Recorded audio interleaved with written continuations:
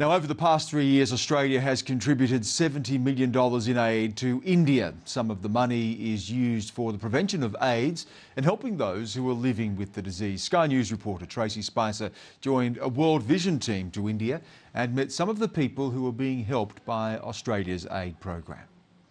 In a slum on the outskirts of New Delhi, a family has new hope for the future thanks to Australian taxpayers.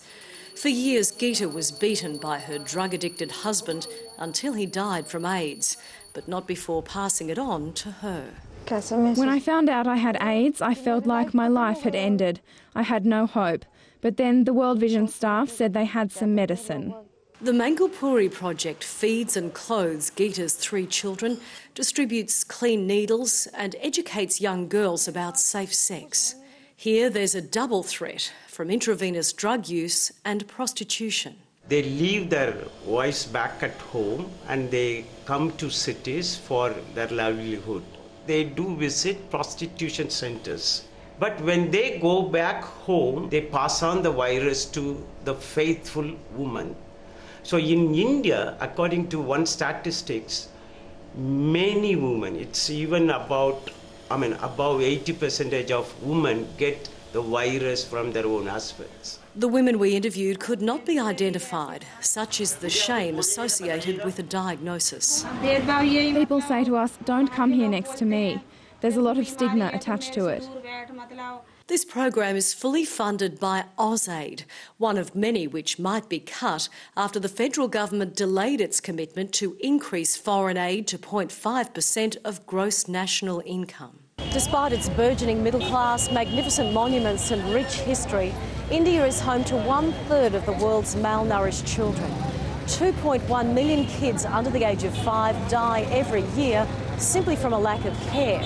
For those who survive, there's only one gateway to a better future. This is 10-year-old Artie and her best friend, also called Artie. They grew up as rag pickers, collecting bottles, cans and plastic to sell to recycling companies. I used to get up at 7:30 in the morning and me and my friends would go rag picking. Then we'd go begging. We'd get about 10 to 20 rupees, which is about 50 cents. I never used to feel good. I always felt bad when I saw so many children going to school. I used to ask my mum, why can't I go to school? It's estimated there are more than 1 million rag pickers in India. Many are Dalits, formerly known as untouchables. Starvation kicked in. I had to rag pick out of sheer desperation.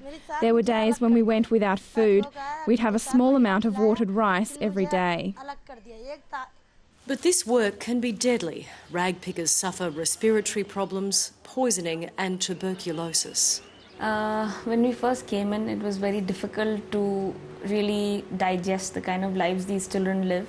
They're facing all sorts of abuse, physical, sexual, emotional. There would be very few of them, the younger girls, who would have gone out and, either rag picking or begging and not faced some sort of abuse or the other. So they just have nothing really, in terms of anything you can name that a child can have in life, they have none of it.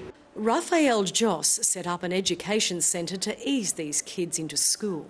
Then she helped their mothers start small businesses in candle making and tailoring.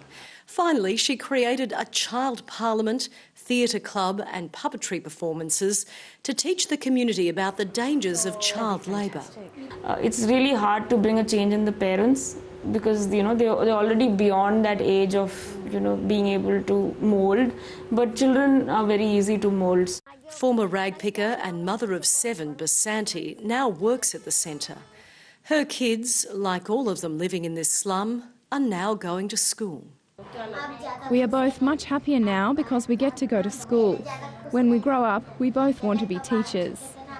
If we go to school, only then can we achieve our dreams of being a teacher or doctor, anything we want to be. These are just 2 of the 2,000 kids helped by this project, which is also at risk of losing international funding. The faces behind figures on a balance sheet on the other side of the world. Tracey Spicer, Sky News, New Delhi.